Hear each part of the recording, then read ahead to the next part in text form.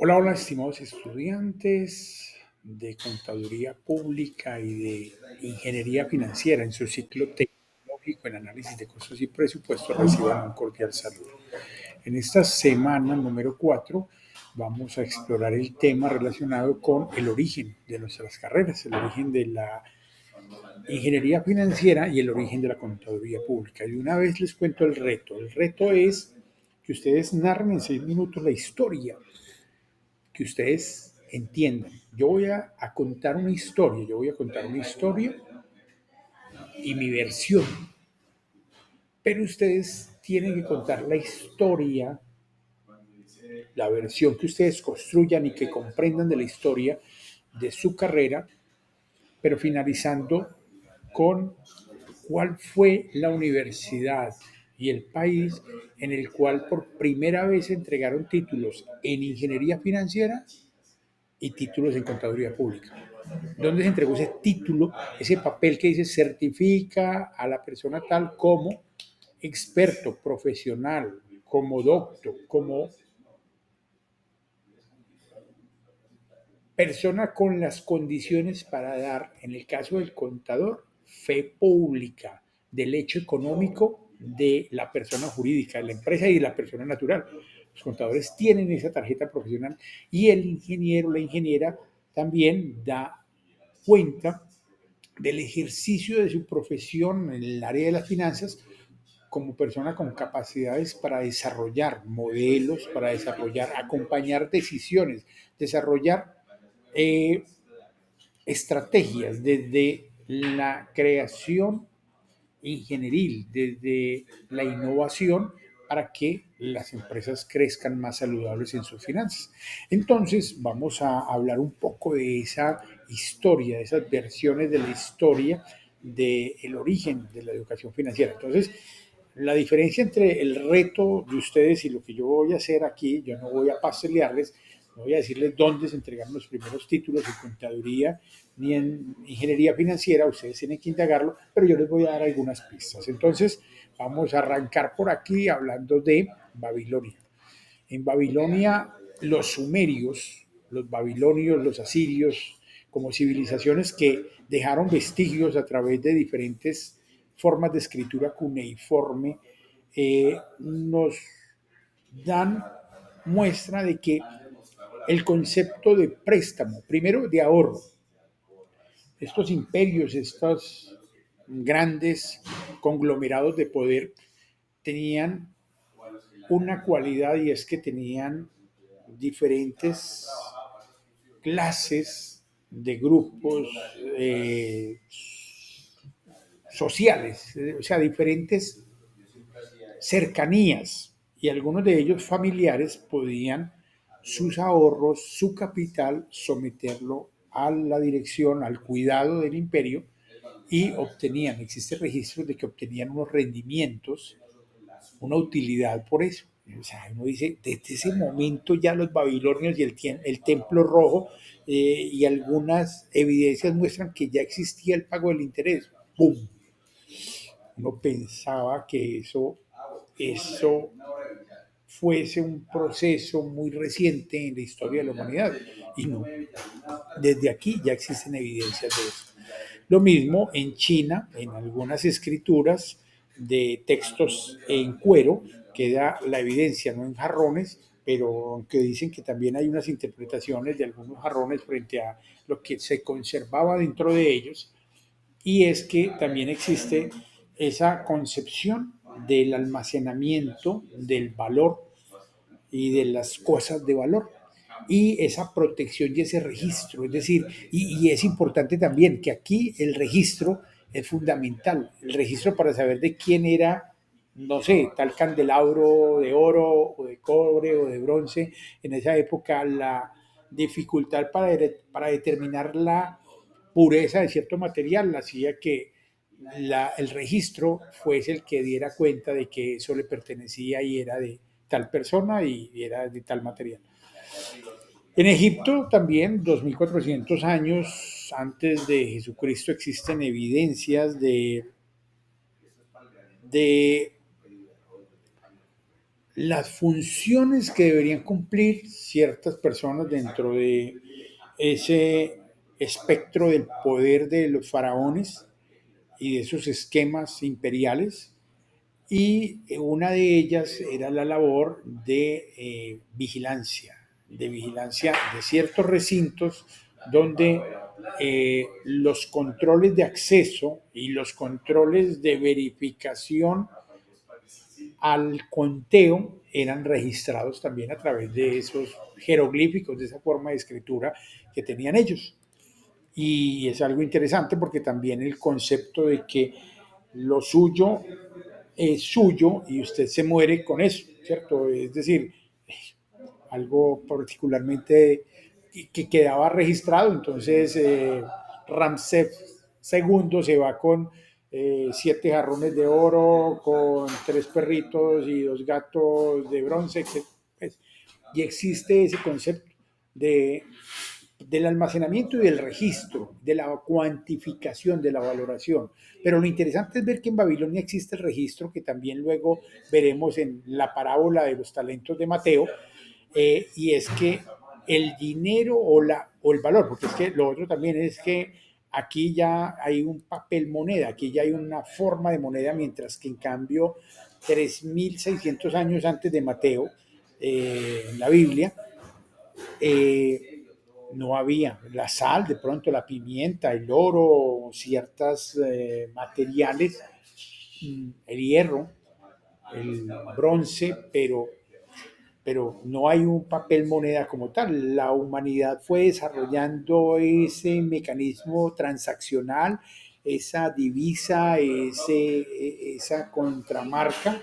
que le da la categoría al papel moneda ya de ser algo recaudable y estandarizado. No tanto, pero aquí ya donde Mateo, que era un recolector de impuestos y que escribe dentro de sus evangelios la parábola de los talentos, es algo interesante ver cómo eh, la evidencia que dejan los escritos nos dan ese, esa explicación de que aquí ya existía esa conceptualización, esa comprensión de que el dinero en el tiempo tenía que producir más dinero. Y es algo que nos lleva probablemente a cosas como el calentamiento global, probablemente a cosas como más guerras o esa expansión y esa ambición del ser humano, pero en buena medida es parte de esa naturaleza humana. En ese comercio e invasiones euroasiáticas, Marco Polo y otras personas, y bueno, también aquí Alejandro Magno y todos estos equipos desde Grecia que salían y los que llegaban de Asia, los hunos, el imperio astrohúngaro, bueno, todos estos fenómenos turcos que son entre asiáticos y europeos, de limitaciones pues que los seres humanos implementan y crean como convención, pero que en su momento era un terreno muy grande en el cual algunos buscaban riqueza, hacen que estos registros queden y se dé cuenta, tanto en esa Atenas de los filósofos, de Sócrates, de Platón, de Aristóteles, y en esos escritos posteriores a estas épocas, donde el concepto de almacenamiento del dinero, vigilancia de estos dineros y la producción del dinero empiezan a refinarse. A tal punto que documentales o, bueno, películas como El Mercader de Venecia y los registros en los que se basa esta película muestra que ya en ese siglo XIII, XIV, 1400, 1200, 1400, en esos 2 siglos, se encuentran evidencias del Estado mediando entre algunas personas que almacenan ese valor, registran, calculan,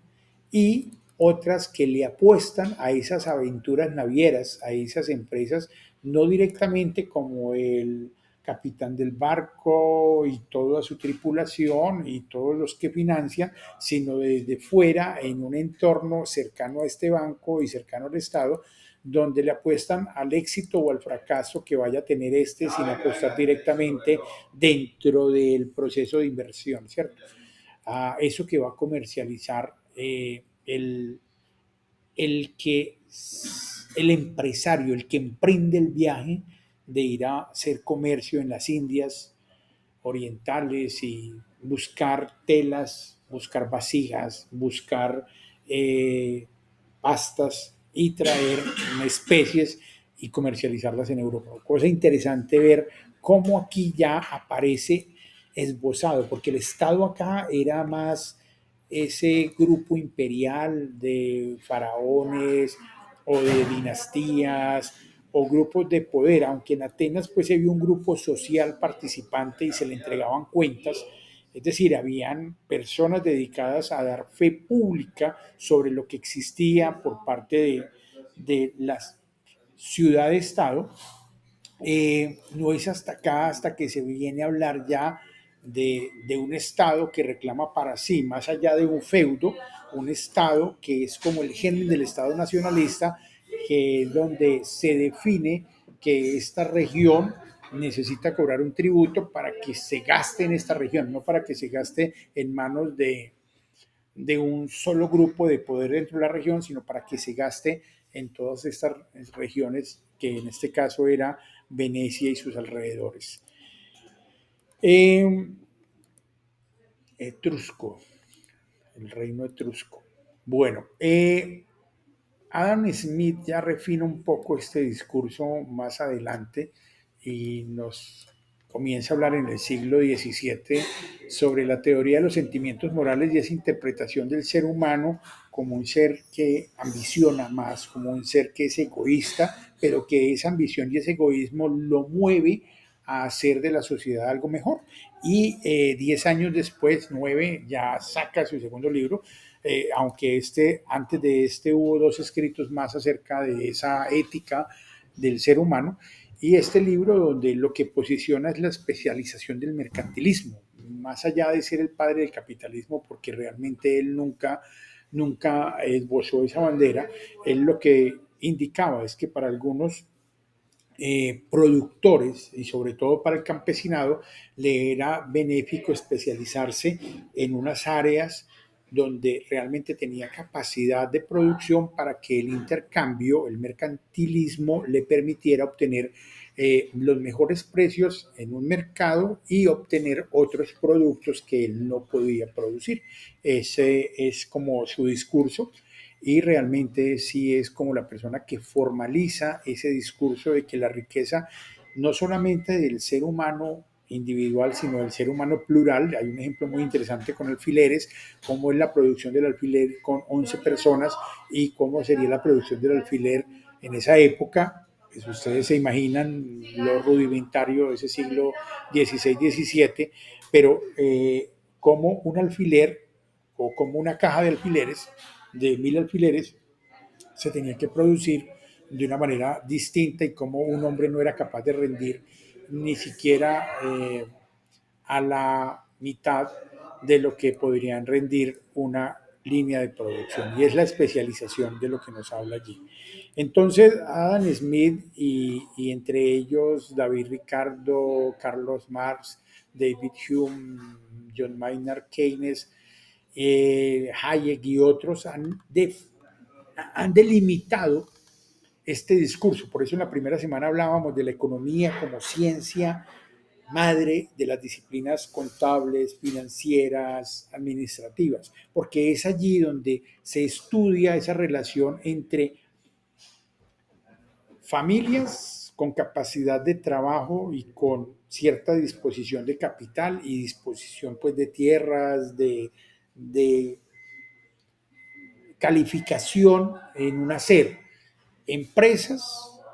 y ese ciclo de comprar el tiempo y la disposición de las personas, pagándolo con un dinero y generar unos flujos que luego el Estado viene a intervenir para generar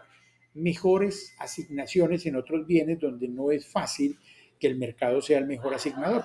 Y se va configurando ese modelo de la economía donde tiene sentido el contador público con su capacidad de dar fe sobre el hecho económico de la empresa y entregar con veracidad y a la luz de la normativa, normas internacionales contables y normas internacionales de información financiera, entregar registro de esto, de ese hecho económico, y entregar interpretación como notas importantes. Y lo mismo el ingeniero financiero, ingeniera financiera, poder entender cómo se utiliza esta información contable, pero también cómo se utiliza el registro de la información dentro del proceso productivo para mejorar desde el punto de vista de la eficiencia, de los costos, de la productividad, de la optimización del proceso productivo, desde la agudeza y la comprensión del costo, y luego cómo eso se convierte en un excedente o una necesidad de apalancamiento y cómo se gestiona mejor el endeudamiento, ese apalancamiento o cómo se gestiona ese superávit, ese dinero extra que tiene la organización para que en el tiempo gane su mayor rentabilidad. Es la magia de la combinación entre la contaduría pública y la ingeniería financiera para entender que el valor del dinero en el tiempo se debe optimizar para mantener un crecimiento saludable del capital, de esa masa monetaria que permite el bienestar de la sociedad. Y mantener también unos cumplimientos en cuanto a lo normativo, estatal y a lo ético, social, ecológico, ambiental, para mantener esa convivencia pacífica, saludable y agradable para todos los seres humanos. He ahí la versión de la historia y eso da origen entonces en el siglo, va más allá del siglo XVIII, siglo XIX, títulos se entregan por allá desde el siglo XI, pero Bolonia, la Sorbona, pero títulos de contaduría pública e ingeniería financiera entiendan que la ingeniería, que es una aplicación de esas ciencias exactas, se deslinda de lo militar a partir de 1800, a inicios de 1800, y comienza la ingeniería civil. Y de la ingeniería civil, la ingeniería mecánica, y de la ingeniería mecánica, la ingeniería electrónica, eléctrica. Y de esas ingenierías se van derivando las otras ingenierías. Es decir, a finales del siglo XIX, es decir, después de 1800, es que las ingenierías empiezan a tomar apellido. Entonces, miren a ver dónde graduaron los primeros ingenieros financieros. La de Medellín los graduó hace 3 décadas, 4 décadas, y otras cercanas, pero de pronto en otros países fue antes donde graduaron ingenieros e ingenierías financieras. Y lo mismo la contaduría pública. Acuérdense de Luca Pacioli, la partida doble. Entiendan que ese sacerdote o ese clérigo por allá en 1400 habló de la partida doble, pero lo que nos damos cuenta es que la partida doble viene mucho más atrás y él de pronto documentó un poco más sobre el debe y el haber, sobre lo que es acreditar o debitar una cuenta, es decir, hacer que la cuenta gane o se disminuya en proporción a otra cuenta y que el dinero está representado en entradas y salidas dentro de un esquema de activos igual a pasivos más patrimonio y que también pues se explican con otros estados financieros de ingresos menos egresos es igual a esa utilidad que va a la cuenta de patrimonio y allí va dando sentido a todo ese entramado de lo que es la realidad del hecho económico, lo que sucede con ese capital y ese endeudamiento, cómo se convierte en un activo en las empresas. En fin, esto es fascinante y es en el mundo del Departamento de Finanzas. Creemos que es necesario que indaguen ustedes, los contadores públicos y los ingenieros financieros, donde se produjeron sus primeros egresados en esas áreas para que entiendan y expliquen esa historia. No se guíe por mi versión de la historia, pueden contarla desde sus mismas disciplinas específicas. Yo la cuento desde el contexto general de la economía, pero ustedes pueden tener una versión distinta. En algunos libros podrán encontrar versiones distintas de la historia de su profesión. Éxitos, que les vaya muy bien, que disfruten esta semana grabando este video, que conozcan un poco más de su carrera y de sus orígenes, que hay que entender nuestro ancestro académico.